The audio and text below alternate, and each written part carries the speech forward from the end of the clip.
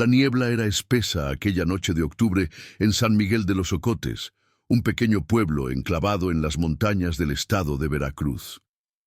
Las casas de adobe se apretaban unas contra otras como buscando protección, mientras los perros aullaban sin descanso desde el atardecer.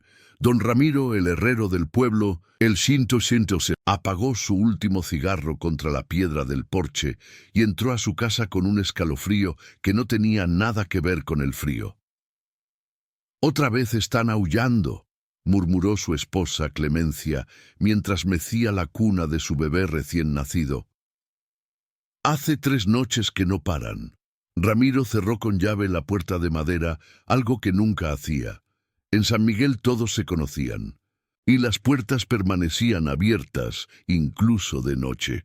Pero algo había cambiado en el pueblo desde aquella tarde de hacía 2 semanas, cuando Rosalba había regresado del bosque. Si disfrutas de estas historias, suscríbete al canal y déjanos un comentario diciéndonos desde dónde nos estás viendo. Tu apoyo nos ayuda a seguir compartiendo estas historias. Rosalba Mendoza había sido la mujer más hermosa de San Miguel. A sus 25 años, su piel morena brillaba como bronce pulido y su cabello negro caía en ondas hasta su cintura. Se había casado con Tomás, el hijo mayor del hacendado don Esteban, en una boda que todo el pueblo recordaba como la más alegre en años.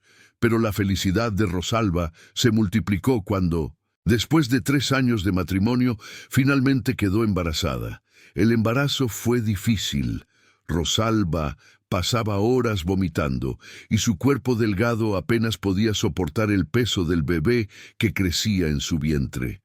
Las comadronas del pueblo, doña Petra y su hija Lucía, la visitaban cada semana con tés de hierbas y oraciones, pero Rosalba soportaba todo con una sonrisa radiante, acariciando su vientre y hablándole al pequeño que llevaba dentro.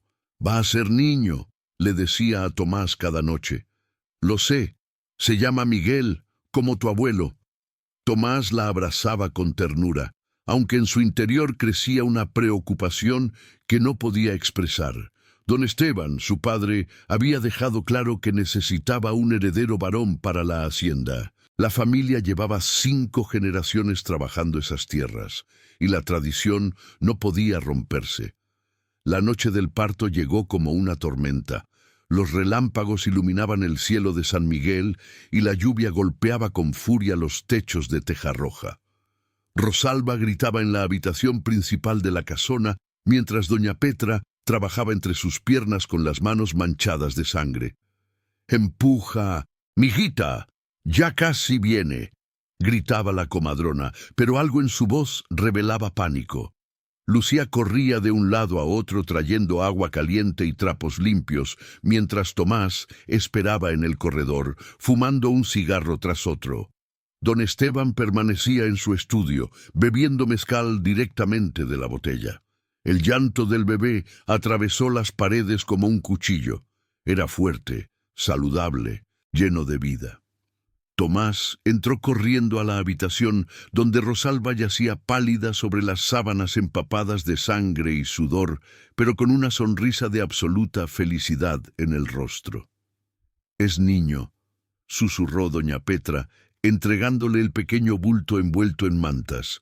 «Felicidades, don Tomás», pero la alegría duró apenas unas horas. Cuando Rosalba finalmente pudo cargar a su hijo, cuando lo acercó a su pecho y sintió sus pequeños labios buscando alimento, algo se rompió en la casona.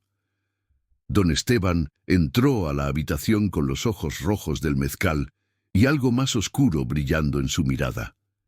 «Déjame ver al heredero», ordenó con voz ronca. Tomás le entregó al bebé con orgullo, pero don Esteban lo examinó con una expresión que se tornaba cada vez más sombría.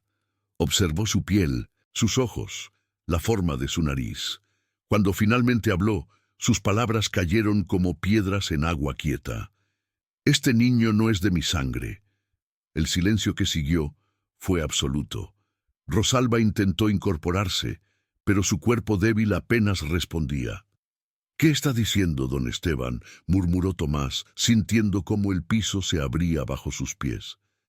—Mira sus ojos, Tomás, mira su piel.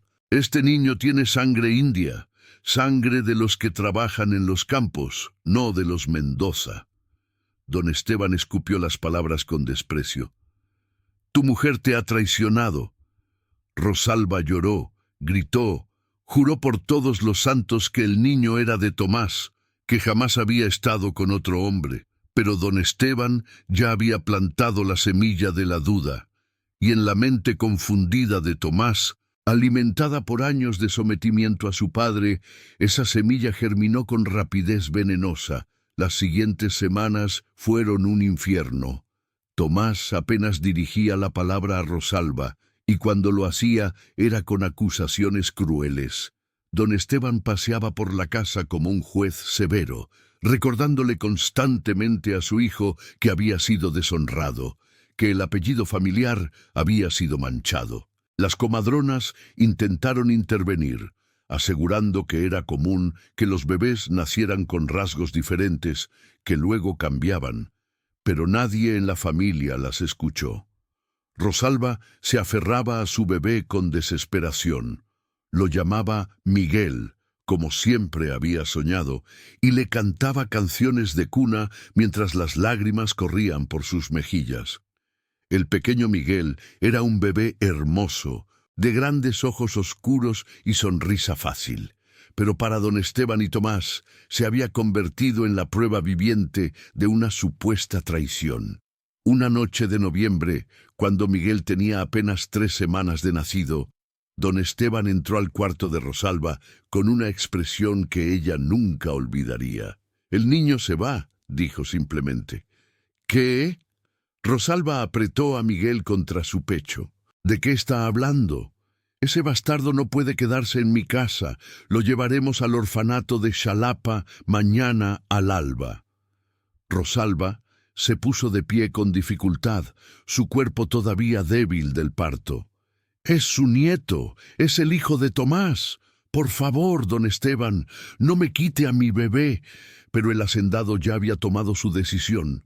Llamó a Tomás y a 2 de sus trabajadores de confianza, Aurelio y Chente, hombres rudos que habían servido a la familia durante décadas. Rosalba corrió por toda la casona, buscando ayuda, buscando a alguien que la defendiera, pero las puertas se cerraban a su paso. Los sirvientes miraban al suelo, aterrorizados de desafiar a don Esteban.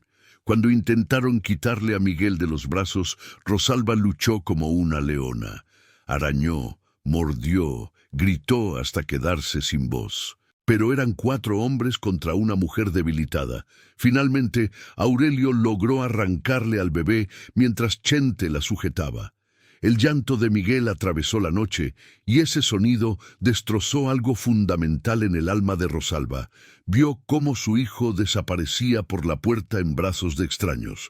Vio cómo Tomás miraba hacia otro lado, incapaz de enfrentar lo que estaba permitiendo. «¡Devuélvanme a mi hijo!», gritó Rosalba con una voz que ya no sonaba humana. «Devuélvanmelo o lo lamentarán. Se los juro por todo lo sagrado». Don Esteban le dio una bofetada que la tiró al suelo. «Cállate, india desgraciada. Deberías agradecer que no te echamos a la calle como a la perra que eres». Rosalba quedó en el suelo de piedra fría, escuchando cómo el llanto de Miguel se alejaba cada vez más.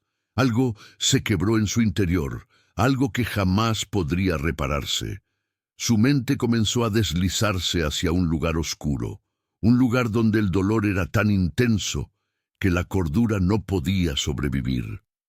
Durante los siguientes 3 días, Rosalba no comió, no bebió, no habló. Permanecía sentada en su habitación, mirando la cuna vacía, con las manos aferradas a una pequeña manta que todavía olía a Miguel. Los sirvientes murmuraban que la habían visto conversando con las sombras, riendo sin razón, llorando lágrimas que parecían no acabar nunca. La mañana del 4.º día, Rosalba desapareció. Fue doña Petra quien dio la alarma al llegar a la casona para revisar cómo seguía la joven madre. La habitación estaba vacía. La ventana abierta de par en par. En el suelo, junto a la cuna, había un charco de sangre y mechones de cabello negro. Parecía que Rosalba se había arrancado el pelo a puñados. «¡Búsquenla!», ordenó don Esteban, más por mantener las apariencias que por verdadera preocupación. «Revisen el pueblo, los campos, el río». Los hombres salieron en cuadrillas, pero fue en el bosque donde encontraron las primeras señales. El bosque de San Miguel era un lugar al que pocos se aventuraban sin necesidad. Los árboles crecían tan juntos que apenas dejaban pasar la luz del sol, y las historias de desaparecidos eran tan antiguas como el pueblo mismo. Los abuelos contaban de espíritus que habitaban entre los robles y los pinos, de cosas que caminaban en dos patas, pero no eran humanas.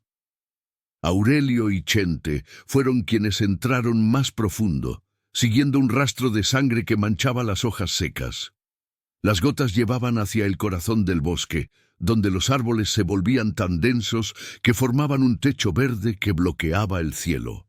«Deberíamos regresar», murmuró Chente, persignándose. «Este lugar no está bien». Pero Aurelio continuó adelante, la escopeta firmemente agarrada entre sus manos. El rastro de sangre los llevó hasta un claro pequeño, donde el suelo estaba cubierto de musgo y flores silvestres de un morado intenso que ninguno de los dos reconocía. Y allí, en el centro del claro, la encontraron. Rosalba estaba de pie, completamente inmóvil, mirando hacia el cielo. Pero lo que vieron hizo que ambos hombres retrocedieran con un grito ahogado. Su piel había sido arrancada. No era una herida, no era un accidente.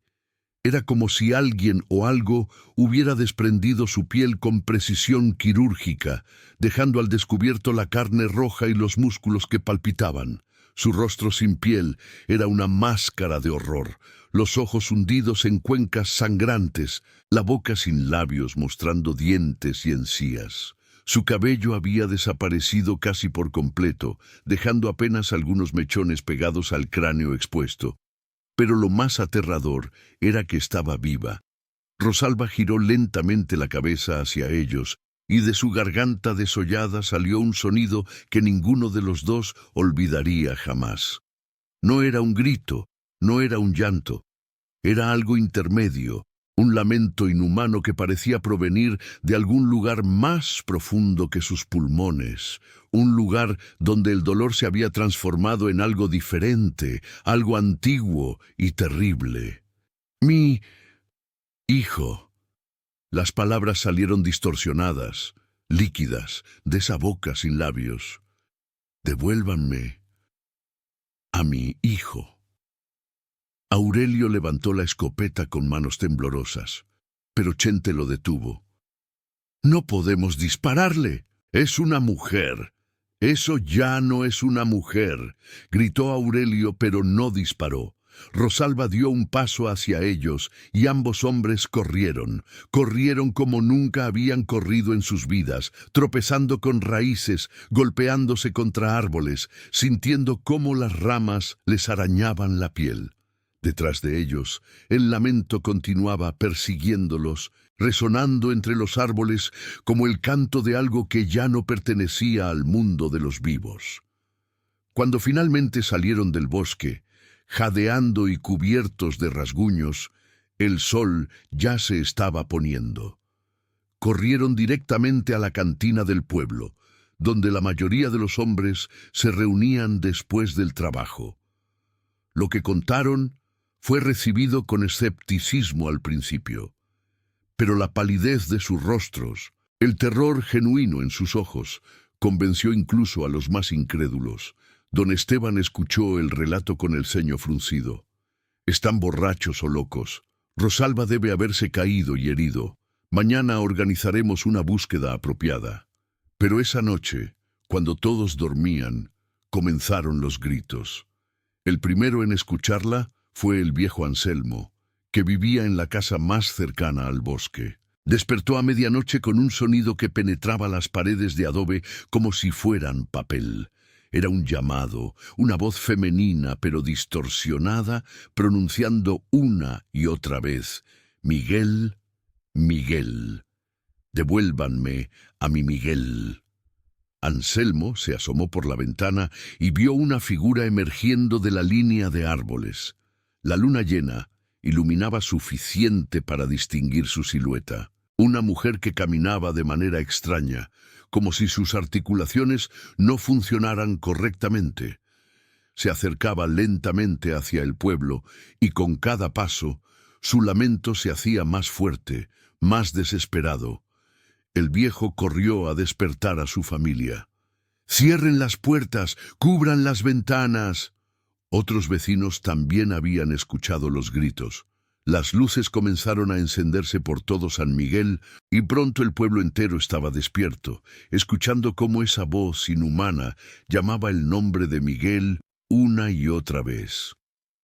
Rosalba, o lo que quedaba de ella, caminó por las calles empedradas de San Miguel. Su cuerpo desollado brillaba bajo la luz de la luna, la carne expuesta reflejando un brillo húmedo y enfermizo. Los pocos valientes que se atrevieron a mirar por las rendijas de sus puertas la vieron pasar, arrastrando los pies descalzos que dejaban huellas de sangre sobre las piedras. Se detuvo frente a varias casas, inclinando la cabeza como si escuchara, como si buscara el llanto de un bebé que pudiera ser el suyo. Cuando no lo encontraba, continuaba su marcha, siempre llamando, siempre buscando. Llegó finalmente a la casona de don Esteban. La gran puerta de madera maciza estaba cerrada con llave y tranca, pero Rosalba se quedó parada frente a ella durante horas.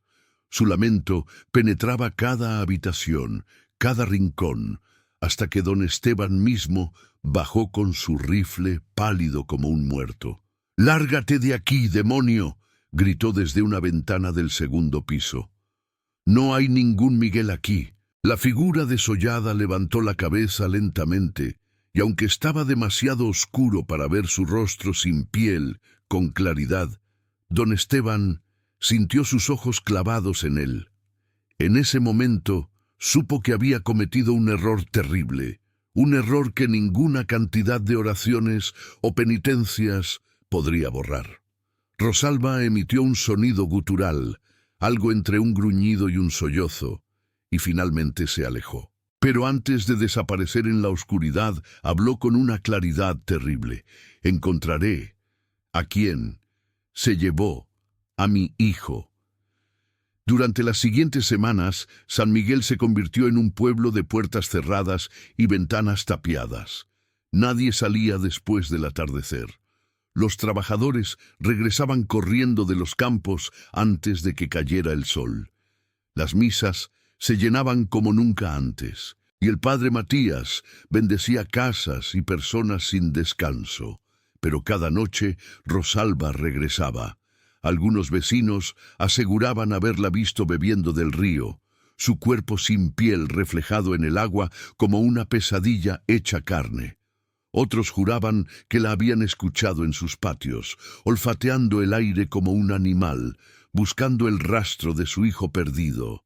Los perros aullaban cuando ella se acercaba, y los bebés lloraban sin consuelo, como si pudieran sentir su presencia. Don Esteban intentó organizar una cacería. Reunió a los hombres más valientes del pueblo, les dio rifles y machetes, y los envió al bosque con instrucciones claras: encontrar a Rosalba y acabar con ella por cualquier medio necesario. Fueron 12 hombres los que entraron al bosque esa mañana de diciembre. Solo regresaron 9. Los sobrevivientes contaron historias contradictorias. Algunos decían que Rosalba los había atacado como una bestia salvaje, con una fuerza que no debería ser posible en un cuerpo humano. Otros aseguraban que simplemente había desaparecido en el aire, llevándose a sus compañeros hacia algún lugar desconocido del bosque. Lo único en lo que todos coincidían era en el terror absoluto que habían sentido cuando ella apareció, emergiendo de entre los árboles con su cuerpo desollado brillando bajo la luz filtrada del follaje. «No es humana», dijo Aurelio, que había liderado el grupo. Es algo más, algo que el dolor transformó en otra cosa. Padre Matías intentó realizar un exorcismo en los límites del bosque. Llegó con sus vestiduras sacerdotales, agua bendita y su Biblia más antigua. Pronunció oraciones en latín, roció agua bendita entre los árboles, llamó a los ángeles y santos para que purificaran aquel lugar maldito. Rosalba apareció antes de que terminara. Caminó directamente hacia él, ignorando el agua bendita que caía sobre su carne expuesta. El padre Matías levantó su crucifijo con manos temblorosas, pero ella simplemente lo apartó de un manotazo, enviando la cruz de plata volando entre los árboles. «Ustedes». Su voz sonaba cada vez menos humana, como si su garganta desollada estuviera aprendiendo un nuevo lenguaje del dolor. «Ustedes me quitaron todo». El padre intentó correr, pero tropezó con sus propias vestiduras. Rosalba lo alcanzó fácilmente, y lo que hizo después se convirtió en leyenda. No lo mató, no lo desgarró como todos esperaban. En cambio, se arrodilló frente a él y comenzó a llorar. El llanto de un cuerpo sin piel es algo antinatural. Las lágrimas corrían por músculos expuestos, mezclándose con fluidos que no deberían estar a la vista. Pero el dolor en ese llanto era tan real, tan humano, que el padre Matías sintió su corazón partirse en dos. «Mi bebé», sollozaba Rosalba, «solo quiero a mi bebé». El padre se incorporó lentamente, su miedo transformándose en una compasión profunda y terrible. «Rosalba, mijita, tu hijo está bien. Está en Xalapa, en un orfanato, pero está vivo y cuidado». Los ojos sin párpados de Rosalba se clavaron en él. «Tráiganlo, de vuelta». «No puedo hacer eso, hija. Don Esteban es quien...» Rosalba se puso de pie con un movimiento repentino. «Entonces, ellos pagarán, todos los que me lo quitaron». Y desapareció de nuevo en el bosque, dejando al padre Matías temblando entre los árboles. Los ataques comenzaron esa misma noche. Chente, uno de los hombres que había participado en llevar a Miguel al orfanato, despertó con Rosalba parada junto a su cama. Su esposa gritó, pero el sonido murió en su garganta cuando vio aquella figura desollada inclinándose sobre su marido. «Tú», susurró Rosalba, su dedo sin piel señalando el pecho de Chente. «Tú ayudaste a llevarlo». Chente intentó defenderse, pero era como luchar contra una pesadilla hecha real. Rosalba lo arrastró fuera de la casa con una fuerza sobrenatural, ignorando los golpes y patadas, ignorando los gritos de su esposa y sus hijos. Lo llevó hacia el bosque mientras él lloraba y suplicaba perdón. Lo encontraron 3 días después, colgando de un árbol en el mismo claro donde habían visto a Rosalba por primera vez. Su piel había sido arrancada con la misma precisión quirúrgica, colgando de las ramas como ropa puesta a secar, pero lo más perturbador era que todavía estaba vivo. «Por favor, mátenme», suplicaba con voz ronca. «No me deja morir. No me deja». Los hombres que lo encontraron no supieron qué hacer. Bajaron su cuerpo desollado con cuidado, lo envolvieron en mantas y lo llevaron de vuelta al pueblo. El doctor Sánchez, el único médico de San Miguel, negó con la cabeza al verlo. «No hay nada que pueda hacer. Sin piel, su cuerpo no puede regular la temperatura, no puede protegerse de infecciones. Debería estar muerto. Es imposible que esté consciente después de esto». Pero Chente vivió durante 2 días más, delirando sobre la mujer desollada que lo había llevado al bosque, que le había arrancado la piel mientras murmuraba el nombre de Miguel una y otra vez, que le había dicho que ahora él también sabría lo que era perder todo. Cuando finalmente murió, su último aliento fue un agradecimiento. Aurelio fue el siguiente. Esta vez, Rosalba se lo llevó directamente desde la cantina. Los hombres que estaban presentes juraron que ella simplemente apareció en la puerta, bloqueando la única salida, su cuerpo sin piel brillando bajo la luz amarillenta de las lámparas de aceite. «Aurelio», llamó con esa voz líquida y horrible. «Ven, conmigo». Aurelio intentó esconderse detrás de la barra, pero Rosalba caminó hacia él con pasos deliberados. Los otros hombres se apretujaron contra las paredes, aterrorizados de que ella los mirara, de que los eligiera como su siguiente víctima. «Yo solo seguía órdenes», gritó Aurelio. «Fue don Esteban quien ordenó llevarse al niño». Rosalba inclinó la cabeza como considerando sus palabras. Luego extendió una mano sin piel, los músculos y tendones visibles mientras se movían. «Pero tú lo cargaste, tú escuchaste su llanto y no te detuviste». Lo que pasó después fue demasiado rápido para que alguien pudiera intervenir. Rosalba agarró a Aurelio del brazo y literalmente lo sacó por la puerta, arrastrándolo como si no pesara nada. Los otros hombres escucharon sus gritos alejándose hacia el bosque, cada vez más débiles, hasta que finalmente se convirtieron en silencio. Esta vez nadie fue a buscarlo. Don Esteban, encerrado en su casona, comenzaba a comprender que ninguna puerta, ninguna ventana tapiada, lo protegería de lo que había desatado. Tomás, su hijo, había caído en una depresión profunda, bebiendo mezcal desde el amanecer y murmurando disculpas a un fantasma que no podía escucharlo. «Deberíamos traer al niño de vuelta», dijo Tomás una noche, con los ojos rojos e hinchados. «Es lo único que la detendrá». Don Esteban golpeó la mesa con el puño. «Jamás. Ese bastardo no entrará en esta casa. Rosalba está muerta. Lo que anda por ahí es un demonio, una ilusión». Pero incluso mientras lo decía, sabía que no era cierto. Lo que caminaba por San Miguel cada noche era Rosalba, transformada por un dolor tan intenso que había trascendido la muerte misma. El amor de una madre había mutado en algo más oscuro, algo implacable. La siguiente luna llena trajo el momento que todos temían. Rosalba apareció frente a la casona de don Esteban, pero esta vez no estaba sola. A su lado caminaban las figuras desolladas de Chente y Aurelio, sus cuerpos sin piel brillando bajo la luz plateada de la luna.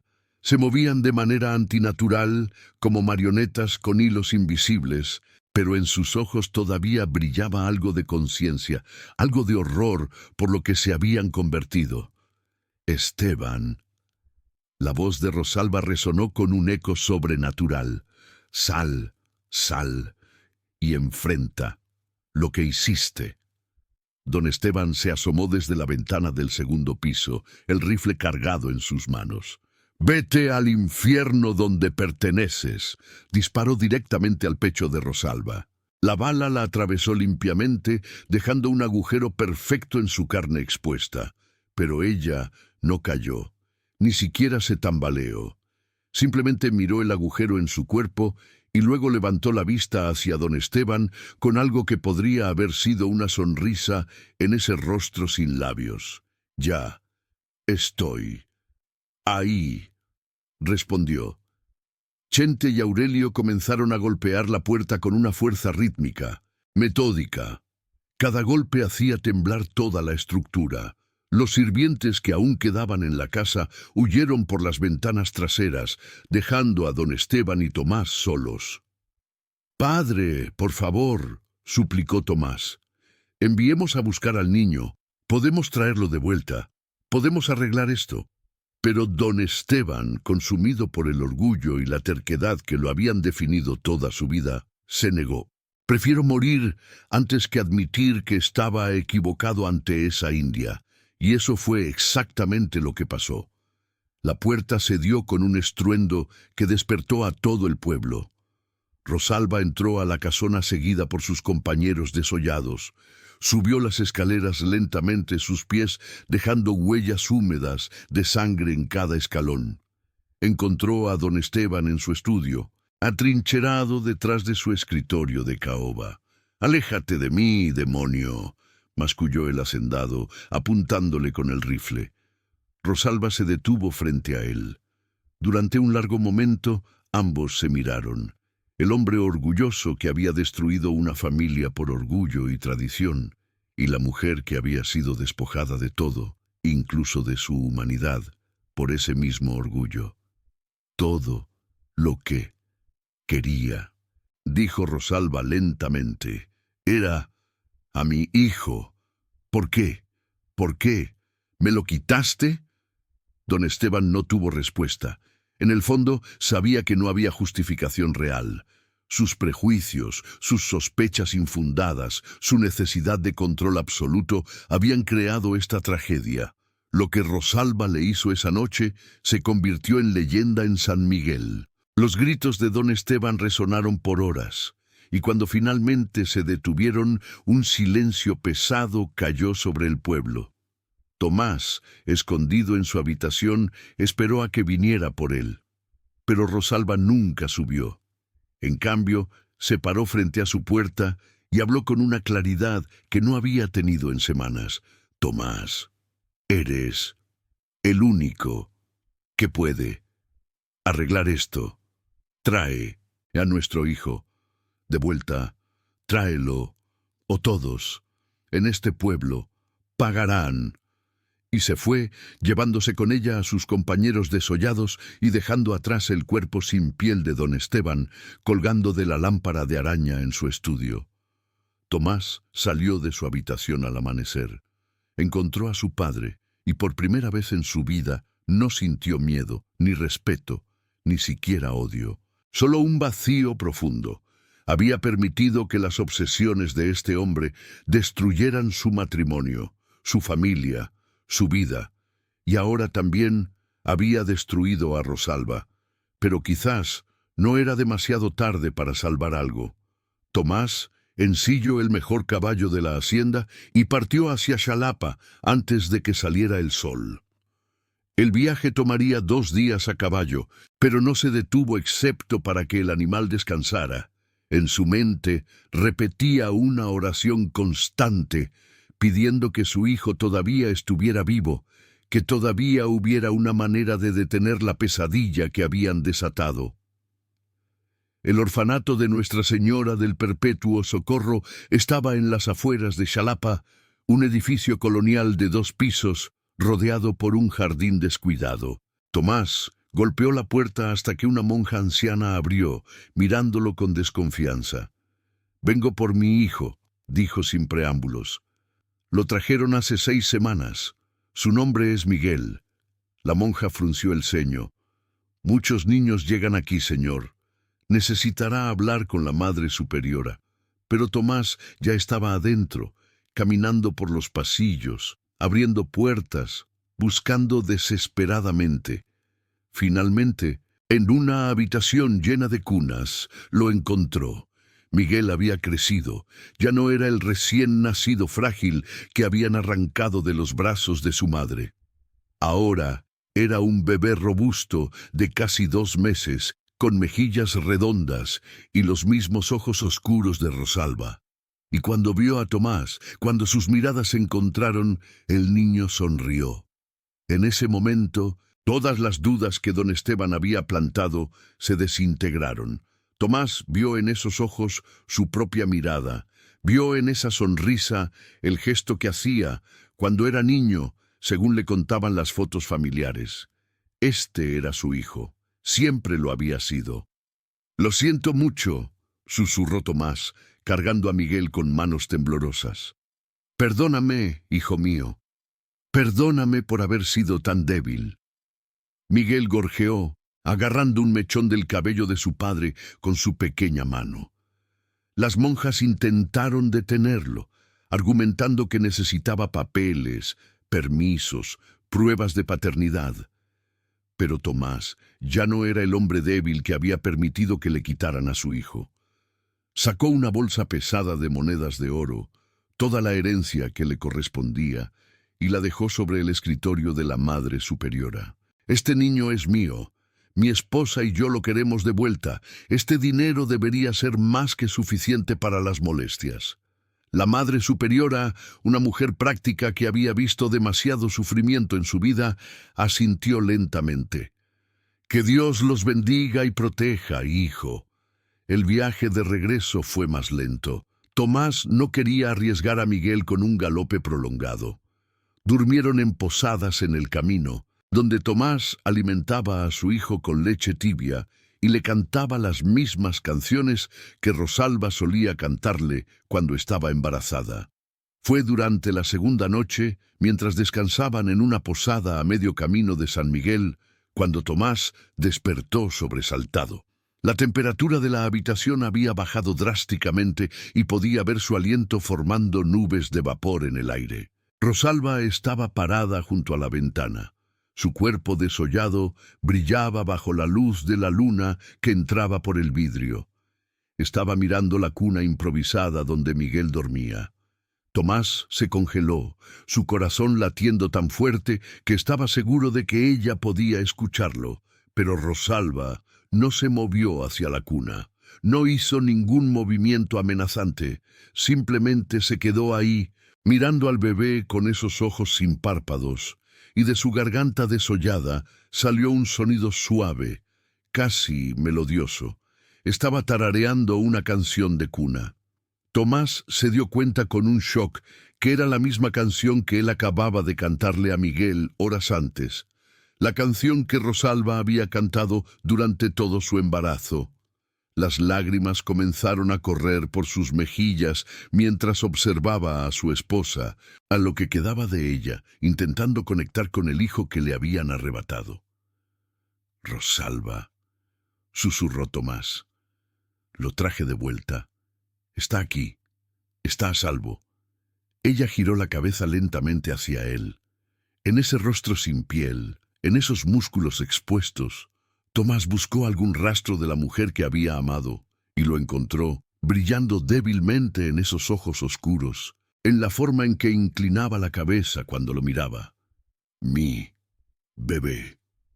Las palabras salieron rotas, llenas de emoción. Tomás se levantó lentamente, caminó hacia la cuna y cargó a Miguel, que seguía durmiendo pacíficamente. Con el corazón en la garganta, se acercó a Rosalba. «Aquí está nuestro hijo, Miguel». Rosalba extendió una mano sin piel hacia el bebé, pero se detuvo antes de tocarlo. Pareció comprender en algún nivel profundo que ya no era la madre que había sido, que su toque podría lastimarlo o asustarlo. «No puedo», sollozó retrayendo la mano. «No puedo. Así». Tomás sintió su corazón partirse. «Rosalba, mi amor, podemos encontrar una manera, podemos ayudarte. Hay curanderos, brujas, gente que sabe de estas cosas». Pero ella negó con la cabeza, ese movimiento extrañamente delicado, viniendo de algo tan monstruoso. «Ya, no hay vuelta atrás. El dolor me transformó en otra cosa». Hizo una pausa, sus ojos fijos en Miguel. «Pero ahora sé que está bien, que está con su padre». Una lágrima rodó por la carne expuesta de su mejilla, mezclándose con fluidos que brillaban bajo la luz de la luna. «Cuídalo», susurró. «Ámalo.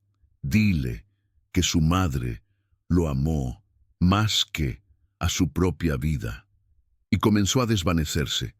No fue repentino, sino gradual, como niebla dispersándose con la primera luz del día. Tomás observó impotente mientras su esposa se hacía cada vez más transparente, hasta que finalmente solo quedó el frío de la habitación y el silencio. Miguel se despertó en ese momento, bostezó y miró alrededor con curiosidad. Cuando sus ojos se posaron en el lugar donde había estado Rosalba, sonrió y extendió su pequeña mano, como saludando a alguien que solo él podía ver. Tomás lloró sosteniendo a su hijo, lloró por todo lo que habían perdido, por todos los errores que habían cometido, por el amor que había sido destruido por orgullo y prejuicio. Cuando regresaron a San Miguel al día siguiente, encontraron el pueblo en un estado de caos contenido. El cuerpo de don Esteban había sido velado y enterrado apresuradamente, sin los rituales apropiados, porque nadie quería pasar más tiempo del necesario cerca de él. La gente murmuraba sobre las apariciones que habían cesado súbitamente la noche anterior, sobre cómo los perros habían dejado de aullar y una paz extraña había caído sobre el pueblo. Tomás llevó a Miguel directamente a la casa, que ahora era completamente suya. Contrató a una nodriza del pueblo, una mujer bondadosa llamada Socorro, que había perdido a su propio bebé semanas atrás y tenía leche para dar. Despidió a los sirvientes que habían permanecido silenciosos durante la tragedia y contrató nuevos, personas que no tendrían recuerdos dolorosos asociados con la casa, pero había algo más que necesitaba hacer. Con la ayuda del padre Matías, Tomás organizó una búsqueda en el bosque. Esta vez no buscaban a la mujer desollada, sino el cuerpo de Rosalba, la verdadera Rosalba, la mujer que había sido antes de que el dolor la transformara. La encontraron en el mismo claro donde la habían visto por primera vez. Su cuerpo yacía pacíficamente sobre el musgo, como si finalmente hubiera encontrado descanso. Su piel se había regenerado de alguna manera imposible, cubriéndola nuevamente, haciendo que pareciera que simplemente dormía bajo el sol filtrado por el follaje. Tomás la cargó él mismo, sus lágrimas cayendo sobre el rostro sereno de su esposa. La llevaron de vuelta al pueblo y le dieron un entierro apropiado, con todas las ceremonias que merecía, con todo el respeto que le habían negado en vida. Antes de cerrar el ataúd, Tomás colocó junto a su cuerpo la pequeña manta que había hecho para Miguel, la que tenía bordado su nombre con hilo dorado. También puso una fotografía que habían tomado el día de su boda, cuando ambos sonreían sin saber las tragedias que les esperaban.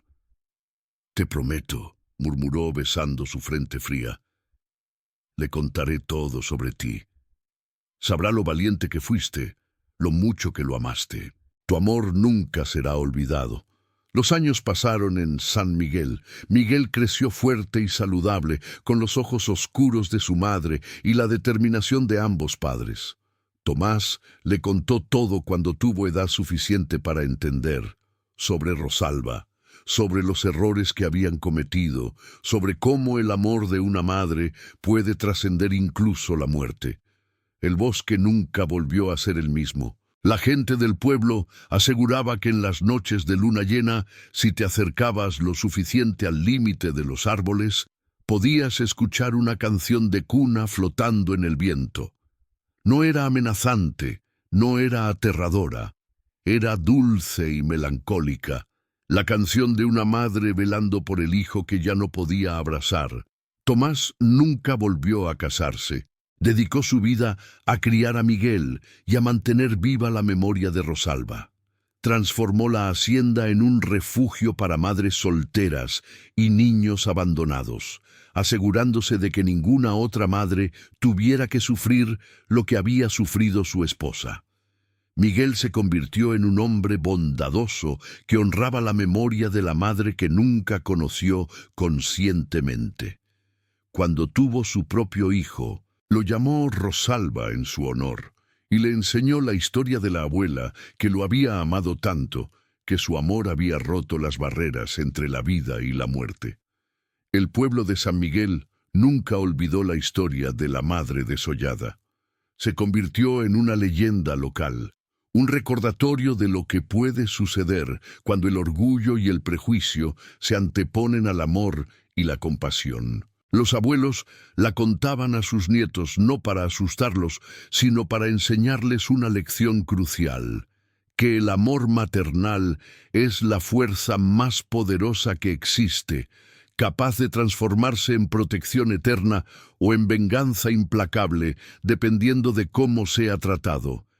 Y en las noches tranquilas, cuando la luna llena iluminaba el bosque y las flores moradas florecían en el claro donde Rosalba había sido transformada, los habitantes de San Miguel hacían una pausa para escuchar.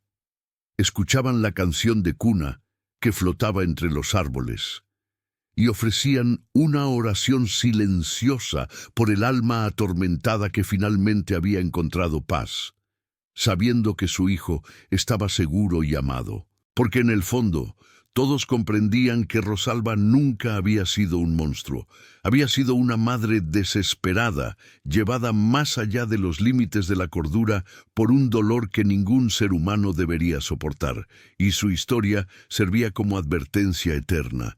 Nunca subestimes el amor de una madre, porque es más fuerte que la muerte misma, más profundo que cualquier dolor, más duradero que cualquier venganza.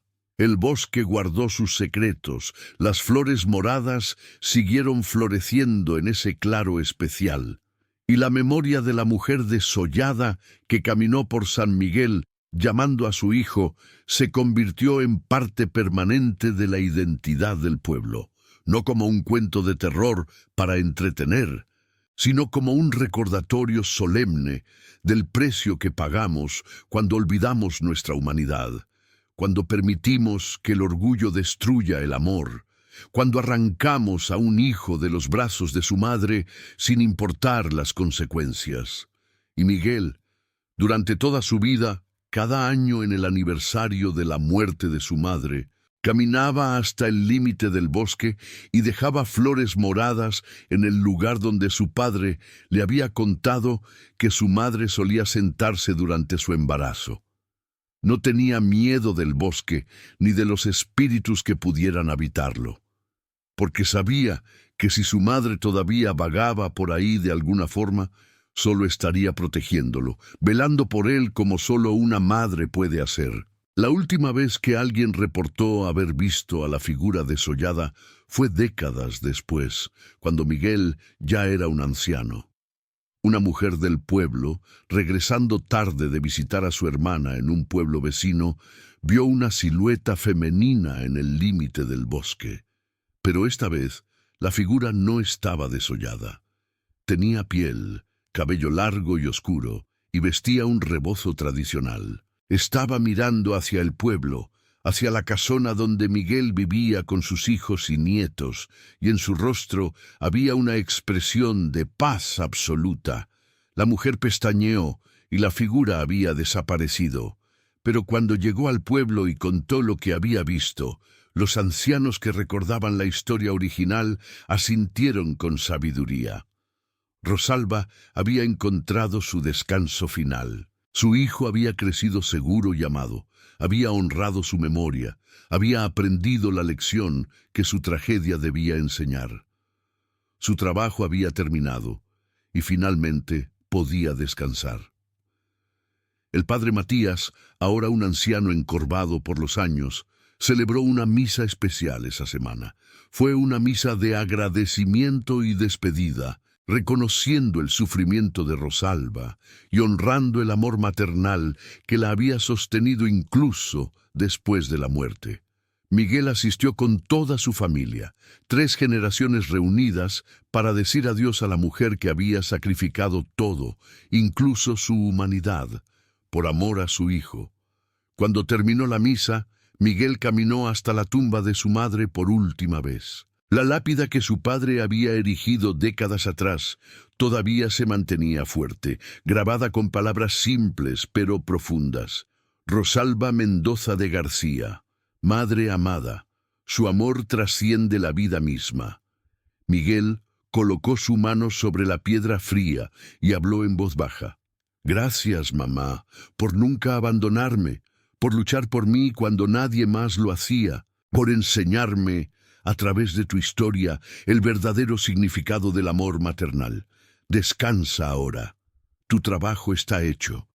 Te prometo que tu historia nunca será olvidada y que enseñaré a mis hijos y nietos a honrar y respetar el amor de una madre sobre todas las cosas. El viento sopló suavemente entre los árboles del cementerio llevando consigo el aroma de flores moradas que no crecían en ninguna otra parte del pueblo, excepto en aquel claro especial del bosque. Miguel sonrió, sintiendo en ese viento una caricia final, una despedida, una bendición. Y esa noche, por primera vez en décadas, el bosque permaneció completamente silencioso. No hubo canciones de cuna flotando en el aire, no hubo avistamientos de figuras misteriosas, no hubo perros aullando sin razón aparente. San Miguel durmió en paz, sabiendo que uno de sus fantasmas más trágicos finalmente había encontrado el descanso que merecía. La historia de la madre desollada se convirtió en parte del folclore mexicano, contada y recontada a través de generaciones, cada versión añadiendo o quitando detalles, pero siempre manteniendo el núcleo esencial. Una madre cuyo amor era tan intenso que trascendió la muerte misma, que se transformó en algo terrible y hermoso a la vez, que luchó contra toda lógica y naturaleza para proteger a su hijo. Y en las escuelas de San Miguel, generaciones de niños aprendieron la historia no como un simple cuento de terror, sino como una lección profunda sobre el respeto, el amor, la justicia y las terribles consecuencias de nuestras acciones. Aprendieron que cada acción tiene un peso, que cada decisión afecta a otras personas de maneras que quizás nunca podremos imaginar, y que el amor maternal es sagrado, inviolable, eterno. El bosque eventualmente se convirtió en un lugar de peregrinación. Madres embarazadas visitaban el claro de las flores moradas para pedir la bendición de Rosalba, para rogar que sus propios partos fueran seguros y que nunca tuvieran que sufrir la separación de sus hijos. Dejaban ofrendas simples, flores, velas, pequeños juguetes para el bebé que Rosalba había perdido y recuperado. Y si escuchabas con atención, si tu corazón estaba abierto y tu intención era pura, podías sentir una presencia amable en ese claro. No era amenazante ni aterradora, era maternal, protectora, llena de una comprensión profunda del dolor y el amor que define la experiencia humana. Los años se convirtieron en décadas, las décadas en siglos. San Miguel creció y se modernizó, pero nunca olvidó sus historias, nunca abandonó sus tradiciones. El bosque permaneció. El claro con las flores moradas siguió floreciendo año tras año, y la historia de Rosalba Mendoza continuó siendo contada. Porque algunas historias son demasiado importantes para olvidar. Algunas lecciones son demasiado valiosas para perderse. Y algunos amores son tan poderosos que dejan huellas permanentes en el mundo, recordándonos que incluso en nuestros momentos más oscuros, incluso cuando perdemos todo, el amor puede ser la fuerza que nos sostiene, nos transforma, nos hace inmortales. La madre desollada ya no vaga por el bosque llamando a su hijo. Ha encontrado paz, ha sido honrada, ha sido recordada. Pero su espíritu permanece no como un fantasma vengativo, sino como un guardián silencioso de todas las madres y todos los hijos de San Miguel. Un recordatorio eterno de que el amor maternal es la fuerza más poderosa del universo, capaz de mover montañas, desafiar a la muerte y perdurar a través de los siglos. Y cuando las madres de San Miguel acunan a sus bebés en noches tranquilas, cuando les cantan canciones de cuna y los besan con ternura infinita, están honrando sin saberlo a Rosalba Mendoza, la mujer que amó tan profundamente que su amor rompió las barreras entre la vida y la muerte, entre lo humano y lo sobrenatural, entre el horror y la belleza. Su historia es una tragedia y un triunfo. Es una advertencia y una celebración.